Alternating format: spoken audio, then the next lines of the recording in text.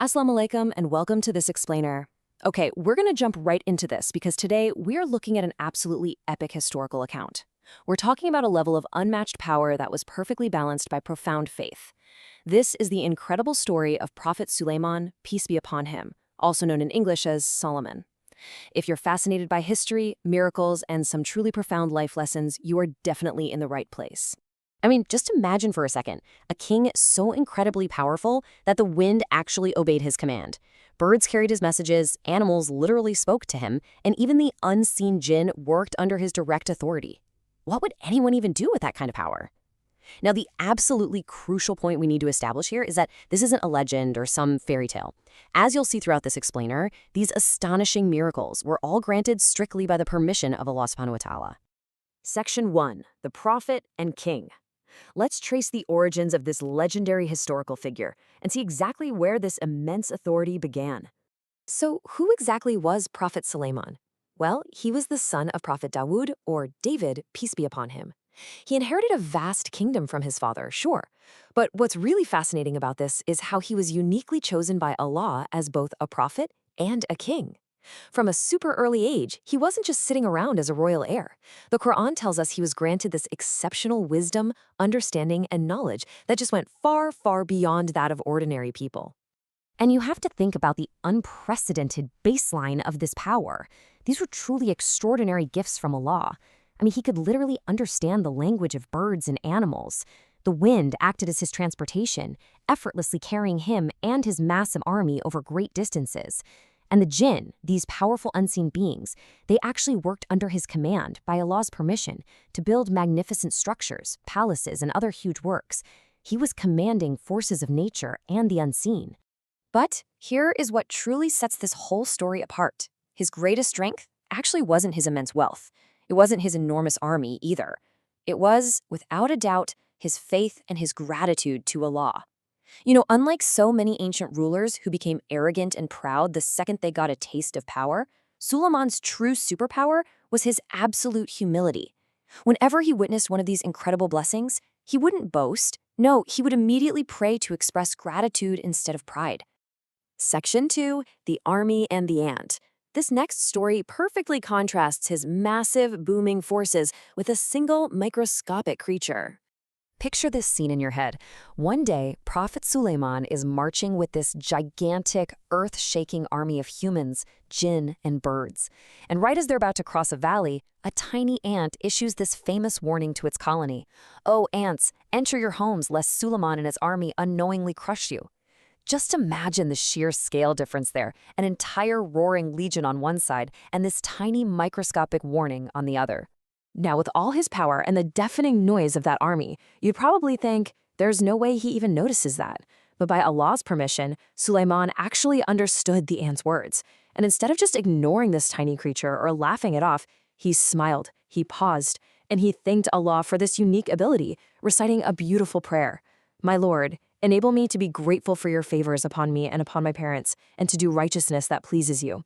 It brilliantly illustrates that true greatness includes immense kindness and mindfulness toward even the absolute smallest of creations. Section 3. The Hoopoe's discovery. Let's shift the narrative over to a bit of a mini mystery involving a missing scout in the ranks. So, where exactly is the missing Hoopoe, also known as the Hudhud? One day, Suleiman noticed that out of his massive, perfectly organized army, one specific bird was suddenly MIA. This wasn't just any bird, right? It was a scout, and its sudden absence sets the stage for an incredible diplomatic discovery. When the Hoopoe finally returned, it brought back some truly astonishing news. It had discovered this completely unexpected place, the Kingdom of Sheba. This was a wildly wealthy and prosperous nation ruled by a powerful queen named Bilqis. But there was a major catch to the report. The Hoopoe explained that despite all their wealth and intellect, her people worshipped the sun instead of Allah. Now, what's really interesting here is how Suleiman reacts to this intel. He doesn't just instantly mobilize his army and attack. First, he listens to the Hoopoe's report. Second, and this is so key, he carefully verifies the information before making a single decision.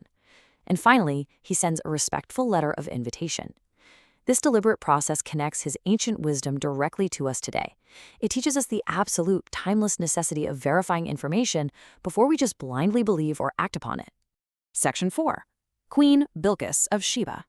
We now enter a very high-stakes diplomatic interaction between two incredibly powerful and intelligent monarchs. So Prophet Suleiman's letter respectfully invited Queen Bilqis and her people to worship Allah alone. The queen, being a highly intelligent leader, consulted her advisors. First, she decides to send these massively valuable gifts to test him. Essentially, it's a diplomatic bribe. But Suleiman? He immediately refuses the gifts. Why? Because his mission was never about gaining worldly wealth. He was steadfastly focused on spreading the message of Allah. Riches simply couldn't sway him. Seeing his absolute integrity, Queen Bilqis decided she had to travel and meet him personally. But before she even arrived, Suleiman initiated something absolutely miraculous. First, he asked his court, who can bring her massive throne to me?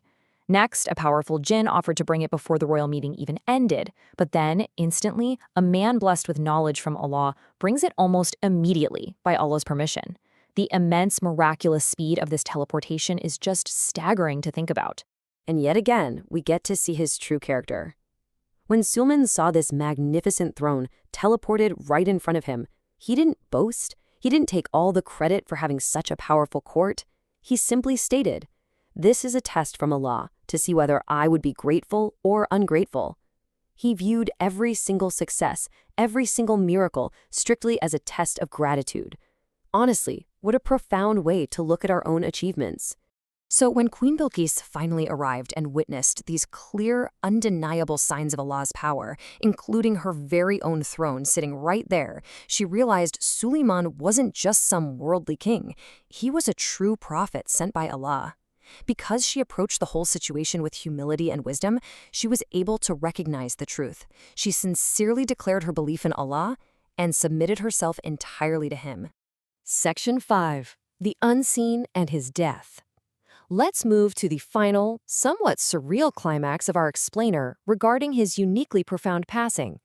One of the most remarkable events mentioned in the Quran concerns the death of Prophet Suleiman. By Allah's command, he passed away quietly while he was standing up, physically propped up, leaning on his wooden staff. But here is where the story gets absolutely fascinating. The jinn, who were under his command doing all this immense, hard labor, just kept right on working. They were completely oblivious to the fact that he had actually passed away. Because he was still propped up by his staff, they genuinely believed he was still watching over them, so the heavy labor just continued uninterrupted. It literally wasn't until a tiny wood-eating creature, something like a termite, gradually ate through his wooden staff that it finally snapped and his body fell to the ground. Only then did the jinn realize he was gone. The Quran teaches through this specific, amazing event that it definitively proves the jinn do not possess knowledge of the unseen. I mean, if they did, they wouldn't have kept working all that time. Only Allah has complete knowledge of the unseen. Section 6. Timeless Lessons. Let's synthesize the timeless wisdom we can gather from these incredible historical events. Looking back at his life, there are 6 major takeaways that map perfectly to our own modern lives. First off, recognize that every single blessing comes from Allah. Second, wisdom is always, always more valuable than wealth. Third, a true leader rules with justice and compassion, just like he did with the ant. Fourth, verify information before making judgments. Remember the lesson of the Hoopoe. Fifth, remain humble no matter how successful you get. And finally, true gratitude always brings even more blessings. So I want to leave you with this somewhat provocative question. If a king with unimaginable wealth and power found his absolute greatest success in humility and gratitude, how might that change the way we view our own daily blessings? Prophet Suleiman possessed one of the greatest kingdoms in human history, yet his defining legacy was his unwavering faith, his justice, and his gratitude to Allah. His story is just such a powerful reminder that true success lies entirely in how we use our blessings for good. Thank you so much for joining me in this explainer today, and Assalamu alaikum wa rahmatullahi wa barakatuh.